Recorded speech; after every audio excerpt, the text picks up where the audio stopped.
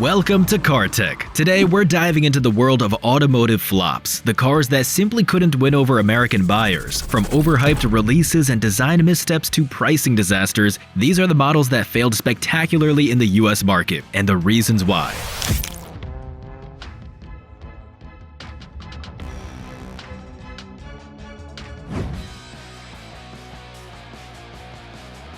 Acura ILX has often been criticized and is considered a weak offering in the premium segment for several reasons. It was built on the 9th generation Honda Civic platform, which by the 2020s was already considered outdated both morally and technically. Many competitors such as the Audi A3 and BMW 2 Series Grand Coupe offer more modern technologies, chassis, and driving dynamics. Despite being positioned as a luxury vehicle, the ILX was criticized for its basic interior finish with an abundance of hard plastics, outdated dual-screen infotainment system with a sluggish interface, and a lack of all-wheel drive. It was offered with only one engine option, a naturally aspirated 2.4-liter producing 201 horsepower without turbocharging or hybrid alternatives. Meanwhile, competitors had already transitioned to more powerful, flexible, and fuel-efficient turbo or mild hybrid engines. The well-equipped Honda Civic offered nearly the same features and a more modern interior for less money. This made purchasing the ILX unreasonable even for loyal brand customers. Sales significantly declined toward the end of its life cycle, and in 2022, Acura discontinued the model. It was replaced by the new Acura Integra, built on a modern platform with improved technologies and performance. The ILX is considered an unsuccessful vehicle due to its outdated foundation, limited options, modest level of luxury, and strong competition. It failed to meet luxury segment expectations and even lost out to the in-brand alternative, the Honda Civic.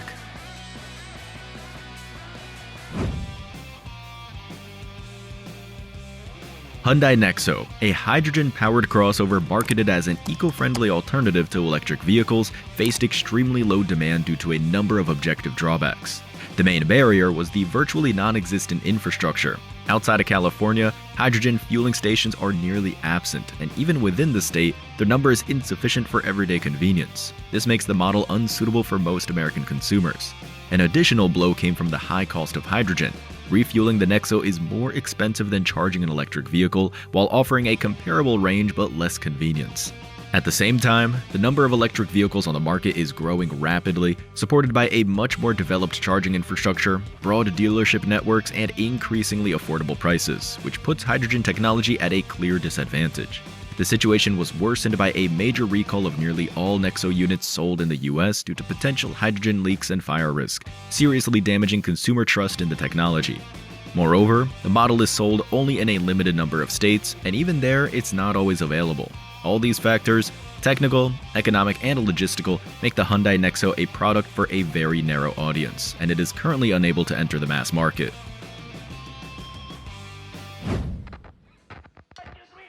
Relying on its iconic design and charismatic legacy, the Fiat 500 gradually lost popularity and faced a sharp drop in sales, especially in the US and European markets. The core issue was a mismatch between price and perceived value. The electric 500e costs around $34,000, but offers only 240 kilometers or 149 miles of range, while competitors like the Chevrolet Bolt or Nissan Leaf provide better range and features for less money. Additionally, the compact body, cramped rear seats, and small trunk make it impractical for families or versatile use. Despite attempts at updates, the model's overall architecture has changed a little since its 2007 relaunch, a critical drawback in the increasingly competitive compact EV segment, where technology, range, and practicality are key. Fiat's strategic missteps also played a role. The company ignored the hybrid market for a long time, and the release of the updated hybrid Fiat 500 in 2025 seems too late amid the rapid advancement of competitors. Further dampening prospects was the halt in production at the Turin plant in 2024 due to low demand. For example, only 470 units were sold in the US in the first half of 2024. Ultimately, the Fiat 500 is squeezed between an outdated format, high price, and a lack of a clear update strategy, making it an unpopular choice even among those who once admired its style and compactness.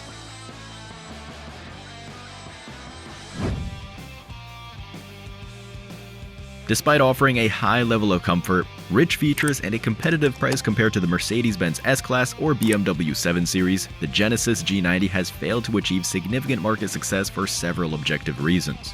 First and foremost, the Genesis brand remains relatively young and poorly recognized among premium segment buyers, especially in the US and Europe, where consumers tend to favor brands with decades of reputation and strong prestige associations. Even with attractive design and comprehensive equipment, the lack of a true luxury image makes the G90 a less desirable choice.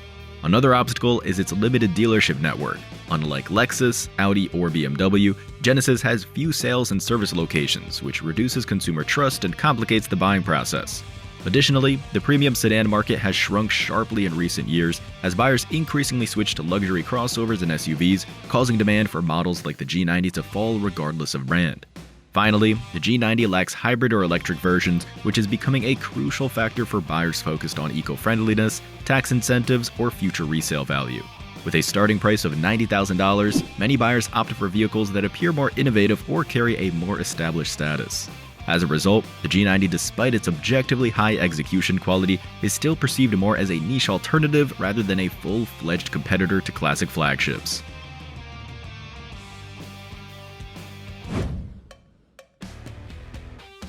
Despite its striking design, powerful naturally aspirated V8, and high build quality, the Lexus LC continues to post low sales.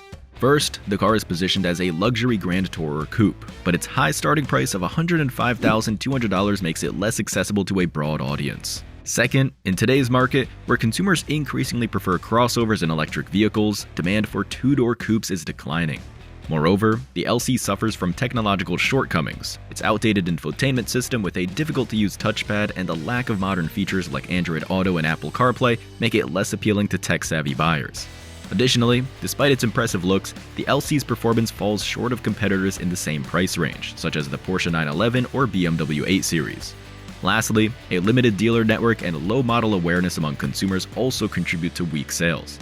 Thus, the combination of high pricing, declining interest in coupes, tech limitations, and limited availability makes the Lexus LC a niche product with limited demand.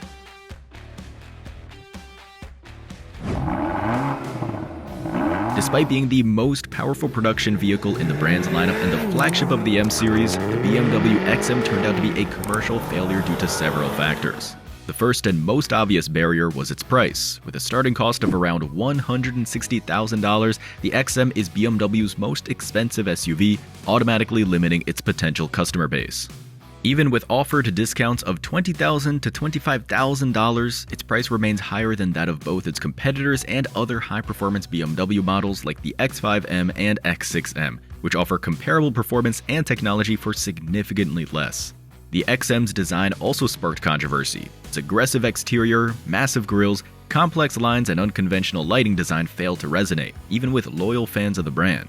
Many critics consider it visually overloaded and out of touch with the spirit of classic M models. Furthermore, its hybrid powertrain, while producing 653 horsepower, lacks real innovation at a time when the market is quickly shifting towards fully electric vehicles. The XM is awkwardly positioned between a high-performance SUV and a luxury daily driver. In an already crowded premium SUV market and with growing attention to EVs, the BMW XM appears to be an expensive experiment without a clear target audience. All this makes it unattractive to the broader market and explains its extremely low sales volume.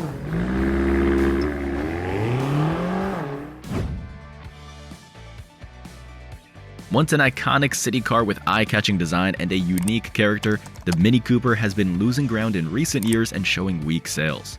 A major factor was the full model lineup update in 2024. Generational changes and the launch of new versions were accompanied by production delays, especially at the Chinese factory, which was supposed to supply key variants. These delays led to limited dealer availability and slowed sales momentum. The situation was worsened by a large recall of new models due to issues with the braking system, damaging the brand's image and temporarily halting deliveries in some markets.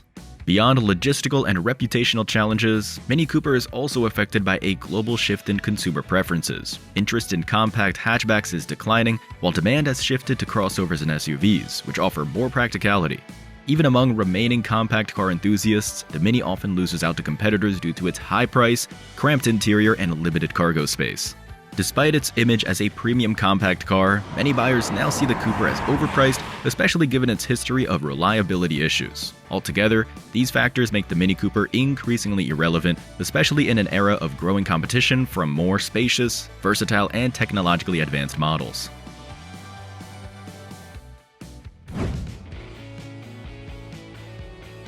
Audi Q8 Sportback e-Tron. Despite holding the status of the brand's flagship electric SUV, the Audi Q8 Sportback e-Tron has also suffered from weak sales. First, its high price makes it less competitive compared to more affordable and technologically advanced rivals like the BMW iX or Mercedes EQE SUV. Second, its limited range and outdated platform reduce its appeal to buyers seeking modern EV solutions.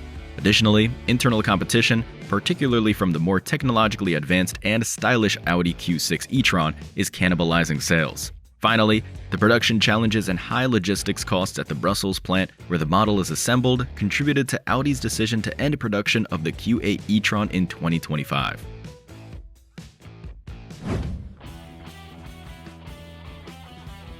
Despite its impressive design, sharp handling, and authentic Italian character, the Alfa Romeo Giulia has failed to gain widespread popularity, especially in the US market. The main reason is a weak dealership network. Many potential buyers simply have nowhere to service the car, and existing dealers often fail to provide high-quality support, seriously damaging trust in the brand.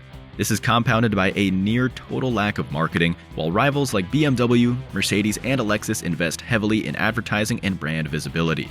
Giulia remains in the shadows despite its merits. Another issue is the lack of meaningful updates since the model debuted in 2015. While competitors have gone through 2 generations or major upgrades, the Giulia has remained largely unchanged both aesthetically and technically. Buyers are also deterred by high ownership costs. Expensive original parts, complex maintenance, and rumors of unreliable performance paint a picture of a risky purchase. All of this has relegated the Alfa Romeo Giulia to a niche product for enthusiasts rather than a mainstream competitor to the German trio.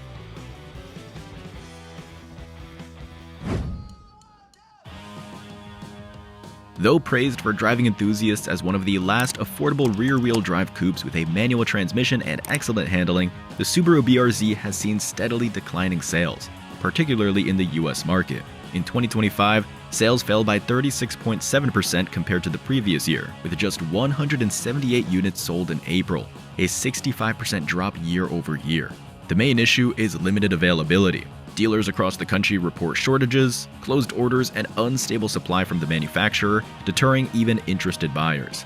Additionally, consumer preference is shifting towards more practical vehicles. Amid high inflation, expensive financing, and the rising popularity of crossovers, the BRZ is seen as a toy for enthusiasts rather than a viable everyday car. Meanwhile, its sibling, the Toyota GR86, maintains stable sales thanks to Toyota's broader dealer network and more aggressive marketing. Subaru, on the other hand, has failed to create a cohesive promotional strategy for the BRZ, and in the face of poor availability, even the car's strengths become secondary. Ultimately, the BRZ has ended up in both a marketing and a logistical dead zone, a niche product with limited reach and dwindling interest even within its target segment.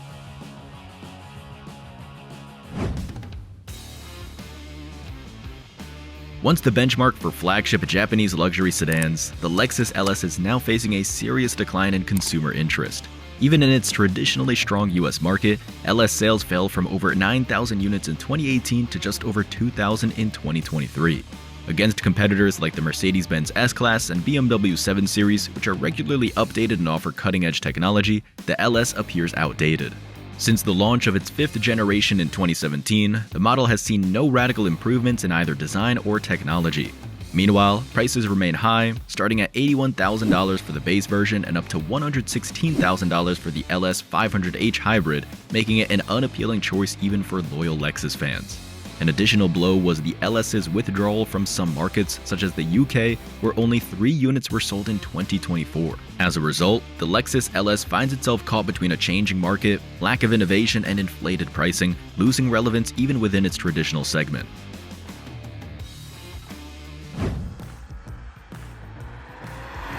Combining striking design, rear-wheel drive, and excellent handling, the BMW Z4 remains a niche vehicle whose sales continue to decline over time.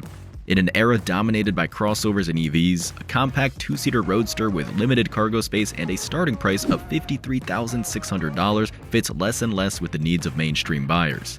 Even enthusiasts are increasingly choosing more versatile cars, and in a climate of inflation and rising auto loan rates, the Z4 becomes an emotional but impractical purchase. Despite a brief sales boost in the US in early 2025 due to the return of a manual transmission in the M40i trim, the overall trend remains downward. Moreover, against more prestigious and versatile rivals like the Porsche 911, which sells significantly better despite a higher price, the Z4 seems less desirable. A final factor limiting its appeal was the official announcement that production will end in March 2026 with no successor planned. All this has turned the ZR into a car for a narrow audience that failed to adapt to the changing market and was left behind by broader trends.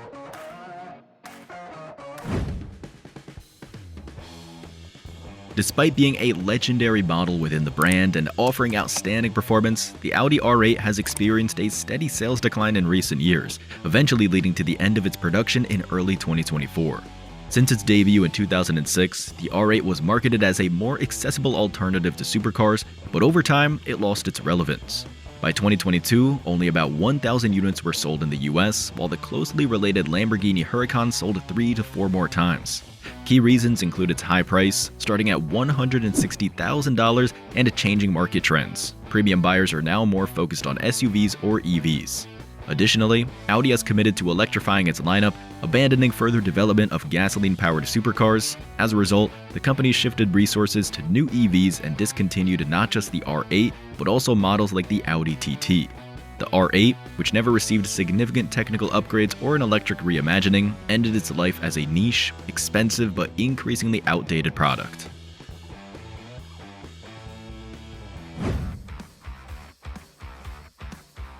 Despite a refreshed design and modern tech features, the BMW X2 continues to post weak sales due to several key issues. The exterior styling has been polarizing. The coupe-like silhouette, aggressive front end, and oversized grille are seen by many as off-putting and unfit for the premium segment. Meanwhile, the sloping roofline compromises rear passenger space and cargo capacity, making the X2 less practical than even the more affordable X1. Price is also a factor. The base model starts at $42,000 and well-equipped versions easily exceed $50,000, while rivals like the Audi Q3 and Mercedes GLA offer similar equipment for less. Additionally, the X2's suspension, especially in M-Package versions, is quite stiff, reducing ride comfort on rough roads and making long trips tiring. This negatively affects the car's overall perception, and the model's reputation hasn't been helped by technical issues. In 2024, the X2 was included in a major BMW recall over braking system defects, which raised buyer concerns. Internal competition also plays a role. The X1 and iX2 offer more space, better practicality, and in some cases, better efficiency than the X2. As a result, the X2 is viewed as an expensive and underdeveloped product, losing the buyer battle both externally and within its own brand.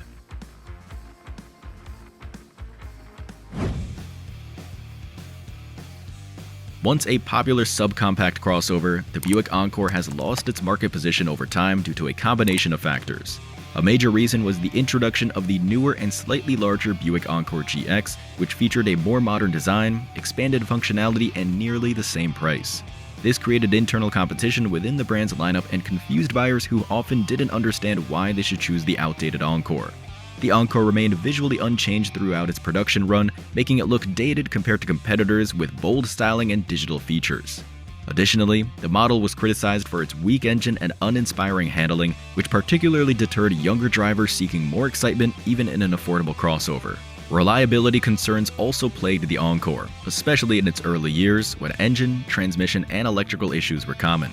As market expectations rapidly shifted towards spaciousness, tech integration, and fresh design, the Encore came to be seen as an outdated compromise, falling behind both external competitors and its own modernized sibling. All of this led to a sharp drop in buyer interest and the model's discontinuation after 2022. Thank you for watching CarTech. We try to make good content for you. Every day we work for you. Video editor, screenwriter, designer, and content manager. See you in the next video.